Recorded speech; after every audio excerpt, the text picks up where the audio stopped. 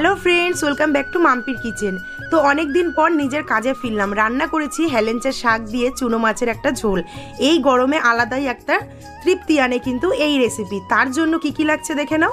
লাগছে চুনো মাছ, হেলেঞ্চার শাক, লঙ্কাটা অপশনাল, লাগছে রাঁধুনি, শুকনো লঙ্কা, হলুদ, লবণ, তেল।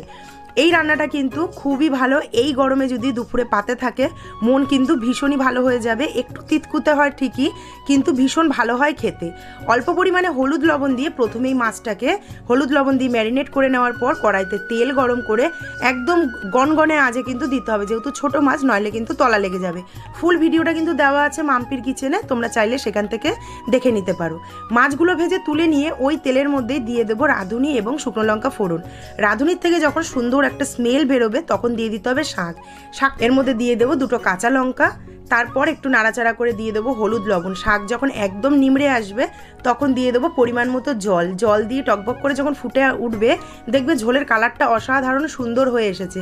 তখন দিয়ে দিতে হবে ভেজে রাখা মাছগুলো দিয়ে হালকা ফুটিয়ে নামিয়ে নিয়ে গরম গরম ভাতের সাথে এই গরমের দুপুরে এই রেসিপি তোমরা রান্না করে দেখতে পারো, অসাধারণ লাগবে। যদি আমার রেসিপি দেখে এই রেসিপি ট্রাই করো, অবশ্যই কমেন্ট সেকশনে জানাতে ভুলো না তোমাদের কেমন লাগলো। দেখা হচ্ছে অন্য একটি রেসিপির সাথে।